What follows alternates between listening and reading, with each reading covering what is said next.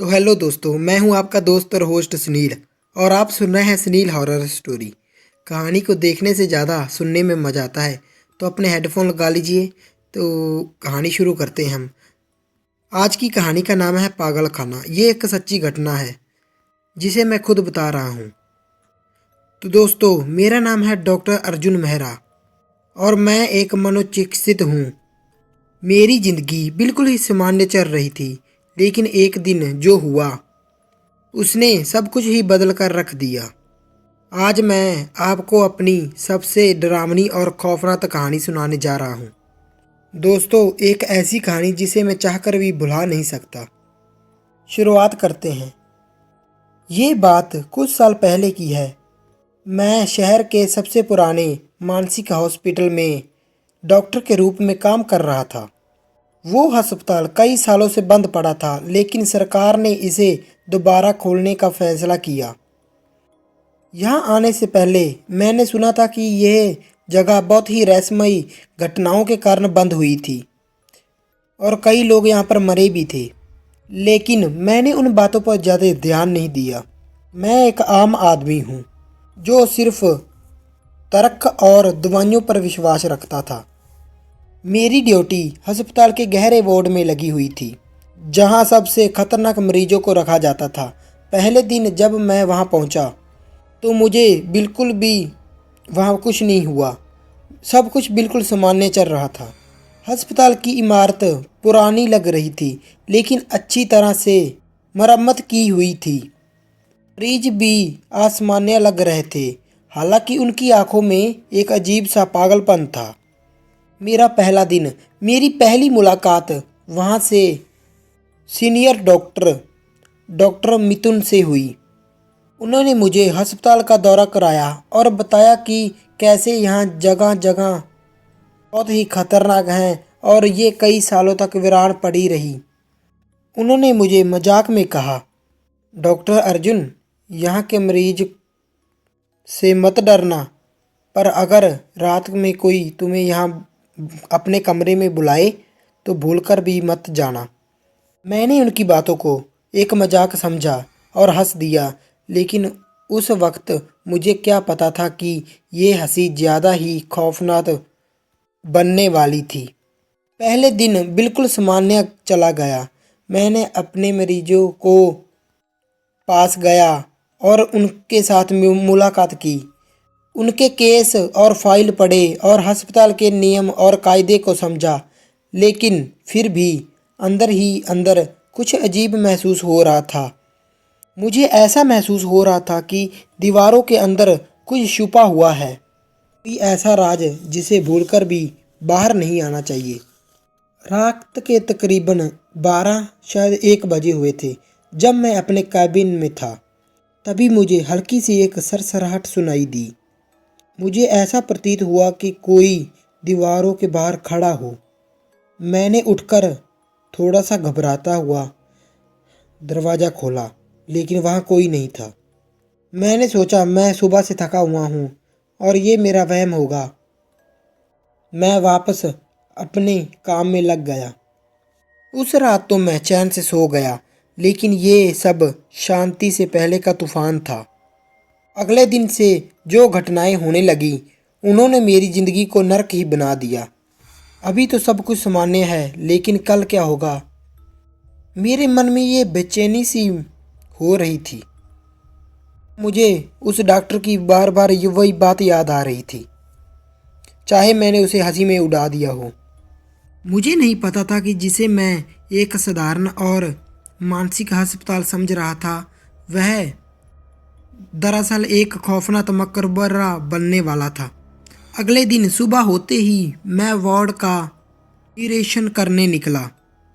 मरीजों की हालत देखने के लिए मैं सबसे पहले वार्ड नंबर 13 में गया।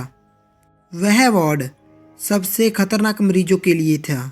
यहाँ कुल 6 मरीज थे, लेकिन जब मैंने गहरी ध्यान से और गिनती की तो एक कमी थी। यहाँ तो 6 मरीज होने चाहिए, कहाँ गए? मैंने नर्स से पूछा। मेरे पूछते ही नर्स का चेहरा अचानक सफ़ेद पड़ गया। उसने मुझे धीमी आवाज़ में कहा, डॉक्टर साहब कोई मरीज लापता नहीं हुआ या हमेशा से ही 5 मरीज थे। मैंने फाइल चेक की।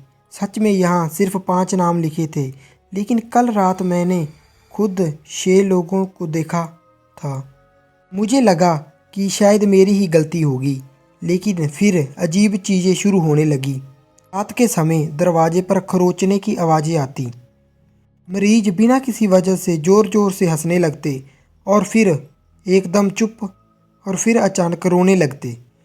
एक मरीज तो सिर्फ लगातार एक ही बात दोहरा रहा था, वह आ रही है, वह आ रही है। कौन आ रही है? क्या ये सिर्फ पागल था या कुछ और?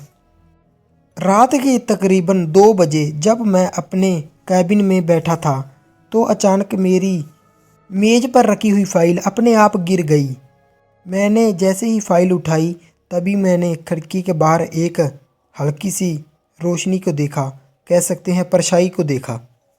ये एक औरत की परछाई थी। मैंने तभी हिम्मत कर कर बाहर झाँका, लेकिन वहाँ कोई नहीं था। लेकिन जब मैंने वापस अपनी टेबल की ओर देखा तो वहाँ एक पुराना जला हुआ ब्लैक एंड वाइट जला हुआ फ़ोटो पड़ा था। उस फोटो में वही वार्ड नंबर 13 था और उसमें एक औरत खड़ी थी। मैंने तुरंत नर्स को बुलाया और पूछा, ये फ़ोटो यहाँ कैसे आई? नर्स का चेहरा डर से पीला पड़ गया। उसने कांपती हुई आवाज़ में कहा, डॉक्टर साहब, ये फ़ोटो तो कई साल पहले जल चुकी थी। यहाँ कैसे आई? जब मुझे ये एहसास हुआ कि ये अस्पताल सिर्फ एक भयानक अस्पताल नहीं था, यहाँ कुछ भयानक हो रहा था। मैंने उस रात कोई और मरीज नहीं देखा। मैं जानता था कि अब ये सिर्फ एक मैं ये जानता था बिल्कुल ही कि ये एक मनोचिकित्सक की ड्यूटी नहीं थी। ये कुछ और था, वो भयानक था। उस रात के बाद मुझे नींद ही नहीं आई। जिस अस्पताल को मैं एक साधारण और मानसिक अस्पताल समझ रहा था, वह अब मौत का घर लगने लगा था मुझे। वह जली हुई फ़ोटो, छठे मरीज की रहस्यमय गिनती और रात में चलने की आवाज़, ये सब मुझे पागल करने लगा था। मैंने अपनी शंका दूर करने के लिए अस्पताल के सीसीटीवी फ़ोटो देखने का फ़ैसला किया। जब मैंने रात 2 बजे की रिकॉर्डिंग चेक की तो मेरा खून जम गया। वार्ड नंबर 13 के बाहर एक औरत खड़ी थी, बिल्कुल वैसी ही जैसी फ़ोटो में थी। लेकिन अगला ही पल और भी खौफनाक था। कैमरे में दिखा कि वह औरत धीरे धीरे मेरे कैबिन की ओर ही बढ़ रही थी। मैंने जल्दी जल्दी से आगे की रिकॉर्डिंग देखी। वह मेरी खिड़की के बाहर रुकी, अंदर झाँका और फिर गायब हो गई। ये क्या था? ये क्या था? मैं खुद ही बड़बड़ा रहा था। क्या ये सिर्फ एक गड़बड़ फुटेज थी या ये असली था? वार्ड नंबर 13 में कुछ छुपा हुआ था। अब मेरे पास कोई और चारा नहीं था। मुझे खुद वार्ड नंबर 13 के अंदर जाकर देखना होगा, आखिर ये रहस्य क्या है। रात के तकरीबन 3 बज चुके थे। मैं अकेला वार्ड की ओर बढ़ा। अस्पताल की गलियां सन्नाटे में डूबी हुई थीं। केवल मेरे जूतों की आवाज़ ही गूंज रही थी। जैसे ही मैंने वार्ड नंबर 13 का दरवाज़ा खोला तो मुझे एक भयानक झटका लगा। सभी मरीज अपनी अपनी जगह खड़े थे, बिल्कुल चुपचाप, और उनकी आंखें सिर्फ मुझे ही घूर रही थी। उनमें से एक बोला, डॉक्टर, अब बहुत देर हो चुकी है, वो आ चुकी है। मैंने कांपते हुए पूछा, कौन कौन आ चुकी है? मेरी तो सांस ही नहीं निकल रही थी। उस मरीज ने कांपती हुई आवाज़ में कहा, जिसे तुम्हें बुलाया है डॉक्टर। अब यहाँ से भाग जाओ, वरना वो तुम्हें ले जाएगी। तभी मैंने हिम्मत जुटाई और मैंने सोचा कि ये सिर्फ मानसिक रोगों का भ्रम हो सकता है। लेकिन तभी वार्ड की बत्तियाँ तेज तेज जलने और बुझने लगी। दीवारों पर खून से अजीब अजीब आकृतियाँ बनने लगी और तभी एक लड़की की चीख पूरे अस्पताल में गूंज उठी। मैं फंस चुका था। मुझे ये पता चल चुका था ये कोई साधारण मानसिक अस्पताल नहीं था, ये कुछ और ही था। मुझे ऐसा लगा अब मौत मेरे सामने थी। वार्ड नंबर 13 में खड़ी उस बेजान आंखों को देखकर मेरी तो रूह ही कांप उठी। मरीजों के चेहरे पर अब कोई भाव भी नहीं था, लेकिन उनकी आंखें बता रही थी कि वह किसी खौफनाक सच को जानते थे, एक ऐसा सच जिसे मैं अब तक नहीं समझ पाया था। और तभी, डॉक्टर, अब तुम नहीं बचोगे। ये आवाज़ किसी मरीज की नहीं थी, ये एक स्त्री की आवाज़ थी, ये एक, और वह किसी कोने से आ रही थी। मैंने ध्यान से सुना। वो कोना मेरे पीछे ही था। वह आवाज़ मेरे पीछे से आ रही थी। पीछे मुड़ते ही मैंने जो देखा उसने मेरे होश उड़ा दिए। मैंने कांपते हुए धीरे धीरे पीछे मुड़कर देखा। ये वही औरत थी जो फोटो में थी।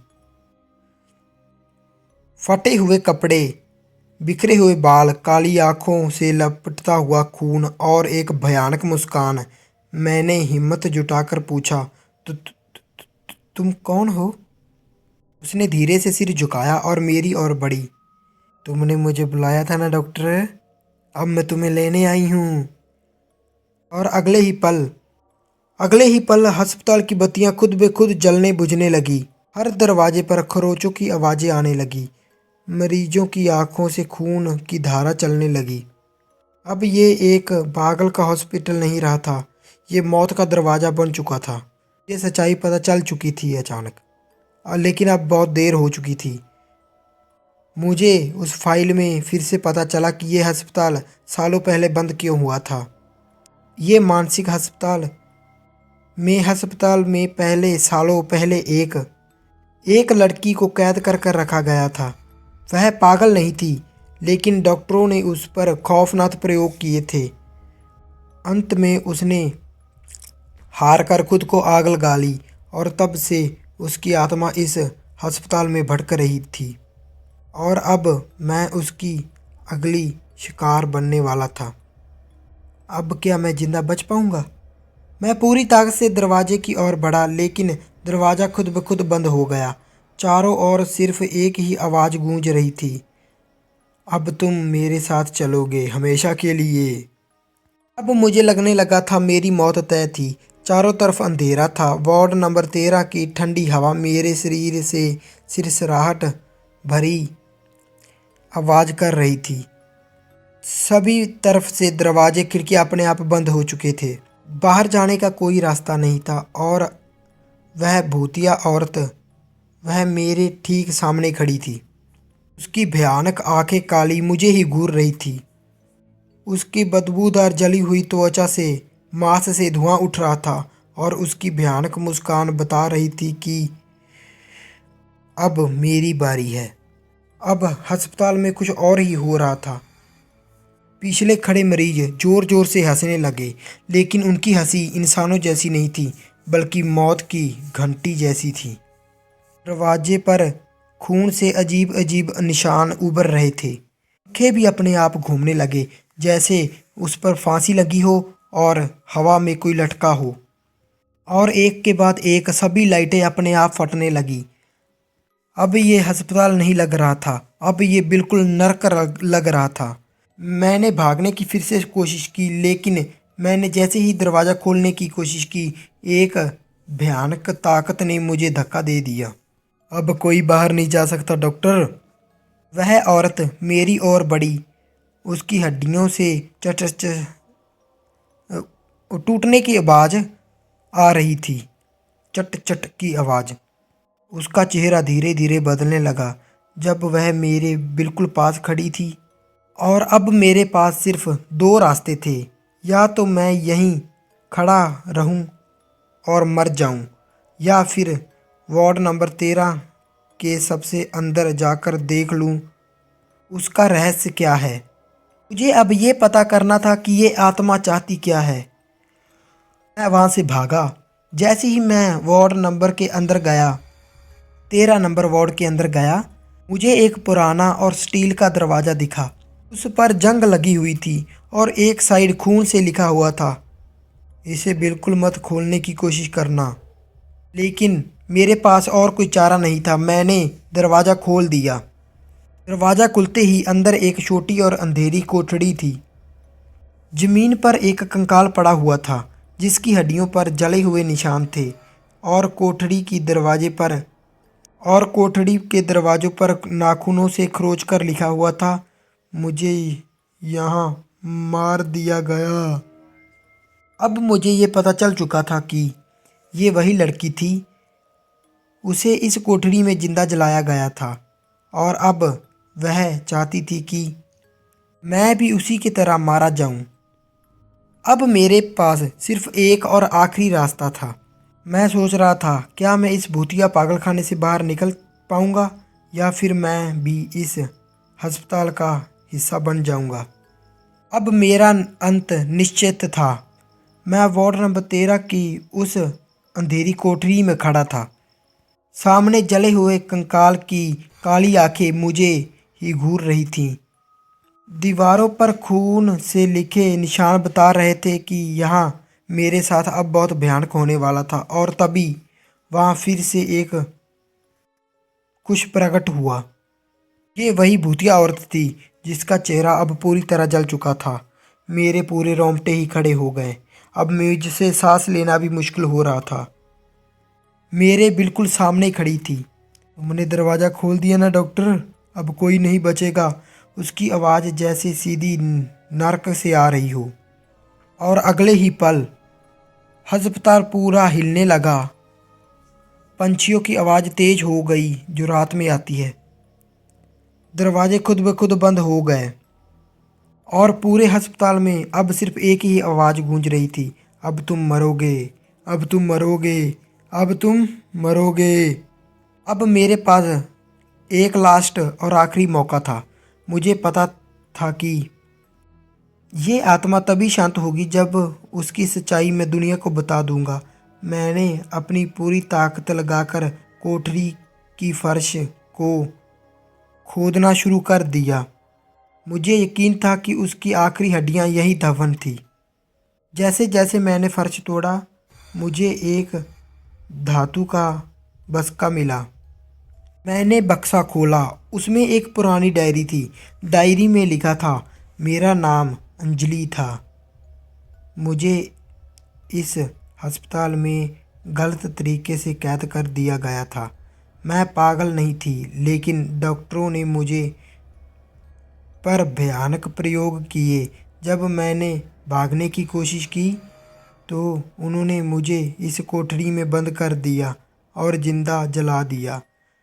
जब मैं रोती थी तो वो मुझे मारते थे और मैं मर गई वहाँ पे, इसी कैद कोठरी में। अब मैं कभी मुक्त नहीं हो सकती। मैं बदला लूँगी। अब मुझे सब कुछ समझ आ गया था। पागल खाना सिर्फ एक अस्पताल नहीं था, ये मौत का जाल था। अब मुझे किसी तरह भागना था। जैसे ही मैंने डायरी उठाई, पूरा अस्पताल हिलने लगा। दीवारों से आग निकलने लगी, छत से खून टपकने लगा, लाशें चारों तरफ मुझे दिखने लगी और वहाँ औरत चीखने लगी, तू नहीं बचेगा डॉक्टर। मैं डर चुक गया था अब पूरी तरह से। मैंने आंख बंद की और गहरी सांस ली। फिर मैंने अपनी आंखें खोली और पूरी ताकत से दौड़ा। सीढ़ियों से कूदता हुआ नीचे पहुंचा और आखिरकार जैसे ही मैं अस्पताल से के मुख्य द्वार से बाहर निकला, पूरा पागल खाना ही जमीन में समा गया। अंतिम सच। जब पुलिस आई तो मैंने उन्हें ये डायरी सौंप दी। कुछ दिन बाद पता चला कि ये अस्पताल सालों पहले बंद हो चुका था। लेकिन कोई नहीं ये सच जानता था कि इस यहाँ यहाँ पर एक लड़की को जिंदा जलाया गया था। अब सच्चाई पूरी दुनिया के सामने आ चुकी थी। लेकिन एक सवाल अब भी मेरे मन में था, क्या वह आत्मा अब भी कहीं भटक रही है? अब भी मेरी रातें डरावनी होती हैं। आज भी जब मैं अपनी खिड़की से बाहर देखता हूँ तो कभी कभी मुझे वही जली हुई औरत खड़ी दिखती है। क्या वह सच में चलेगी या फिर वह अब भी मुझे देख रही है? तो दोस्तों ये कहानी का पहला भाग था। तो आपको कैसा लगा? कहानी को लाइक शेयर कमेंट जरूर कर देना और चैनल को सब्सक्राइब कर लेना ऐसी और भी भयानक कहानी सुनने के लिए। कुछ गलती हो जाए तो माफ़ करना। और आपको कहानी का दूसरा भाग चाहिए तो ज़रूर बताना, इसका दूसरा भाग भी ले आएंगे। तो मिलते हैं इससे भी भयानक अगली कहानी में। तब तक के लिए धन्यवाद।